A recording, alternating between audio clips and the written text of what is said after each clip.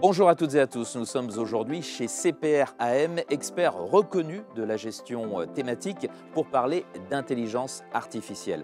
En quelques mois seulement, l'IA est devenue un thème d'investissement majeur, tirant le secteur technologique et en particulier celui des semi-conducteurs vers de nouveaux plus hauts en bourse. Mais au-delà de la sphère techno, quels autres secteurs sont concernés par ce raz-de-marée de l'IA? Comment l'IA se diffuse-t-elle dans le reste de l'économie? On en parle tout de suite avec Guillaume Hudeviller, gérant thématique chez CPR-AM.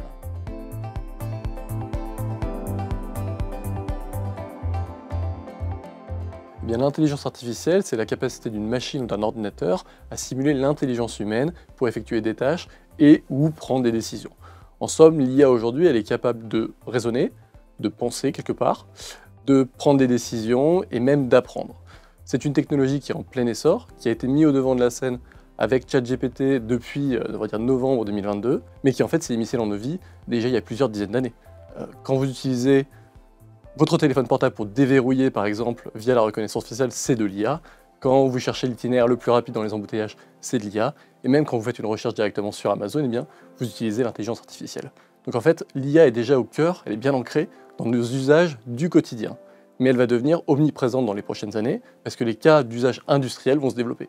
De la finance évidemment, mais également dans l'agriculture, l'industrie ou même la santé.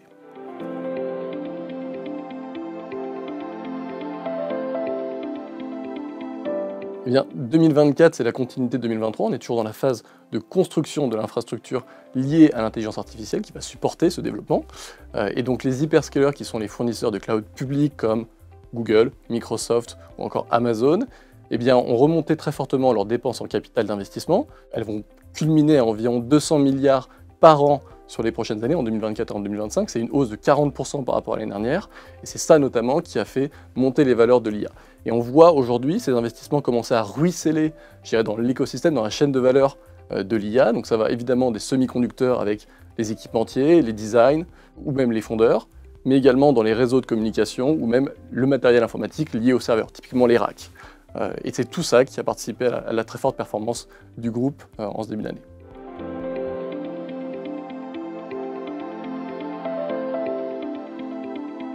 Pour nous, on entre dans un nouveau super cycle technologique, donc c'est évidemment d'abord le secteur tech qui est concerné, mais à l'évidence, la construction de cette infrastructure, c'est-à-dire ces 200 milliards qui vont ruisseler, offre des opportunités dans d'autres secteurs d'activité. Typiquement, on prend un exemple concret, les data centers accélérés, ça consomme 7 fois plus d'énergie qu'un data center traditionnel, et donc forcément, ça crée des opportunités dans les énergies renouvelables, notamment le solaire, mais également dans la modernisation du réseau électrique, qui va être une problématique pour accommoder des data centers qui peuvent faire 1 gigawatt de puissance, c'est-à-dire 10 fois plus que la taille des data centers qu'on construit actuellement.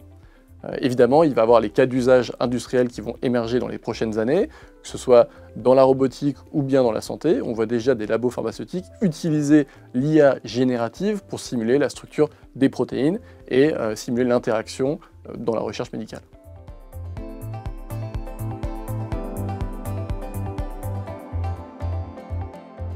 Effectivement, on avait une assez forte corrélation entre ces deux secteurs en 2023, dû au fait que les investisseurs s'attendaient à une monétisation rapide des nouvelles fonctionnalités liées à l'intelligence artificielle. En 2024, l'image est un peu plus nuancée, je dirais. On voit que la monétisation est plus lente, sauf chez Microsoft et ServiceNow qui ont chiffré la contribution de l'IA en termes de revenus.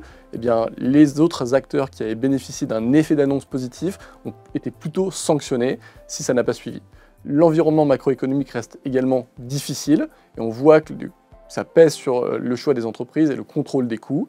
Et on voit également que le marché reste rationnel puisque les investisseurs ne réagissent qu'à une seule chose, à savoir les révisions positives ou négatives des fondamentaux. L'intelligence artificielle, une méga tendance désormais incontournable pour les investisseurs et qui marque le début d'un nouveau cycle d'innovation et de disruption qui pourrait bien changer la donne sur les marchés financiers.